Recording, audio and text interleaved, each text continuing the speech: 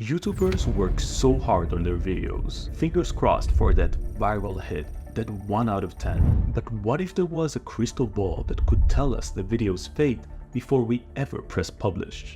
Think about it. If you knew for sure how well the video is going to perform, you could just keep working on it, changing and tweaking it until you knew it's going to be a hit. But can it be done? I've analyzed hundreds of videos to figure out what ChatGPT can predict, what it cannot, and how you can use it today to improve your videos. Okay, we all want to jump to the cool prompts, but first we have to put on our thinking caps and answer these 3 questions. Question 1. What are we actually trying to predict? Yes, sure, views. But here's the thing. If this video will get 1 million views, I'll be a very happy man. But if a big YouTuber like Mr. Beast gets 1 million views, it will be his worst performing video in years. So on YouTube, success is as relative as your annoying cousin opinion of your video. A better definition of success will be the number of views the video got divided by the number of subscribers, and that's what we'll try to predict. Question number 2. What data will we use to make our prediction? You might have seen people in the past analyzing titles and thumbnails,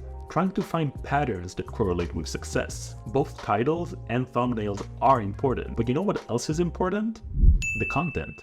Like the thing actually inside the video. When it comes to content, you might find people who break down a specifically successful video and try to point out what made it successful. But you won't find many examples of people analyzing statistically significant number of videos. An average video will have thousands of words in it. Multiply it by hundreds of videos and you get a lot of words. Processing all that text is not something humans are very good at. But you know who is good at analyzing a bunch of long text? ChatGPT. So the data we'll be using for our predictor variable is the transcript. We'll try to make ChatGPT read it and give it some kind of score that would hopefully predict the success of the video. Question number 3. How will we prove that this works? Short answer, with Barbies.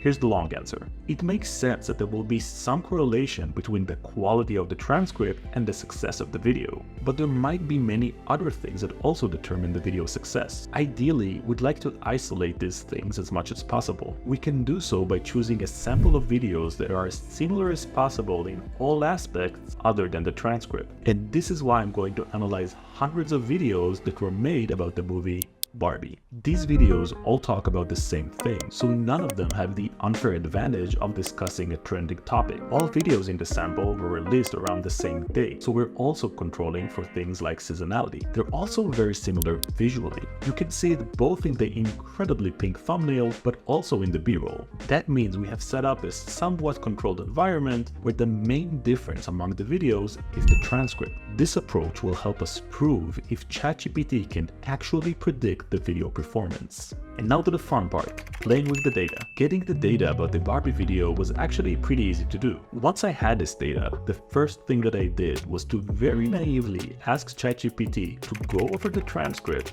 and grade it from 1 to 10 by order of quality. The only problem was the AI didn't want to do it. When I tried to corner it with laser-specific prompts, it gave grades as random as a cat's mood swing. The results were disappointing, but also kind of made sense. Grading a script's quality is very unclear, and honestly, I wasn't sure how I would grade them myself. So maybe what we're missing here is more detailed guidance. What exactly is it we want ChatGPT to grade? Instead of asking about quality in general, maybe we should be asking about something like originality. So I asked ChatGPT to summarize each transcript and grade it by the level of originality. Unfortunately, the AI turned into a proud father in a talent show, declaring every summary a masterpiece of originality. It just couldn't get over how original was the idea to make a movie about Barbie. So yeah, okay, maybe grading by originality was a bad idea, but how should we be grading a YouTube transcript? I asked ChatGPT to help me come up with a comprehensive list of grading criteria. After some back and forth, we were able to nail it down to 12 specific criteria, each with its own description. For example,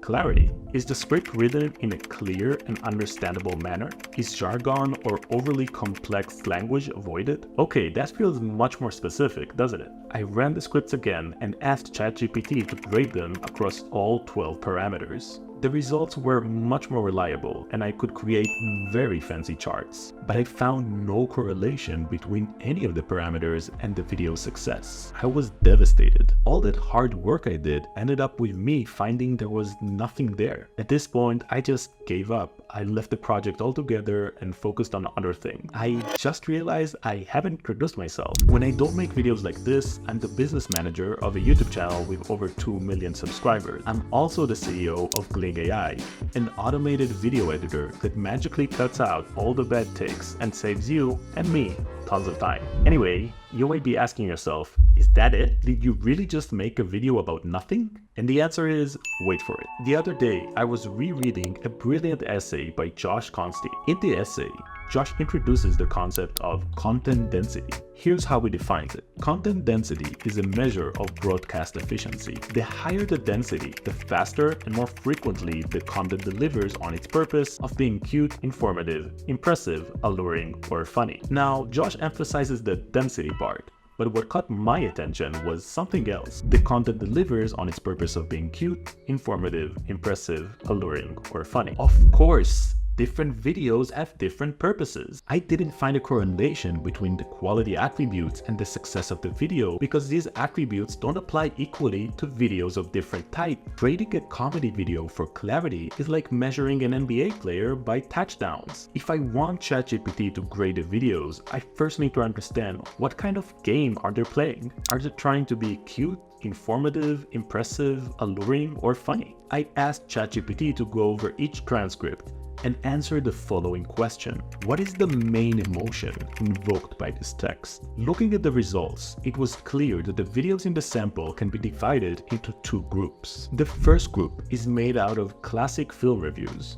These videos try to evoke a general feeling of amusing entertainment. The videos in the second group, representing both the right and the left of the political map, are not trying to be entertaining. They're trying to invoke feelings of anger and outrage. I took the videos in the second group and gave ChatGPT the following prompt. With this prompt, the AI graded videos like this with 1, not provocative, and videos like this with 8, highly provocative. For the videos in the second group, the political ones, ChatGPT's grade was highly correlative to the success of the video. The more provocative the transcript, the better the video did. The same was not true for videos in the first group, the classic movie reviews. For these videos, the level of provocativeness had no relation to the success of the video. I tried having ChatGPT grade these videos by how entertaining, interesting, or funny they are, but I just couldn't get reliable results. I think it's easier for the AI to grade provocativeness because it's invoked by specific words or phrases that had a somewhat clear hierarchy in terms of severity. So I tried asking something much more concrete. I took the first 100 words of each transcript and simply asked, does this text include a question? When the classic movie review videos included a question in the intro, they did 80% better. When political videos opened with a question, they actually performed 40% worse. So, can ChatGPT predict the success of your video? Maybe,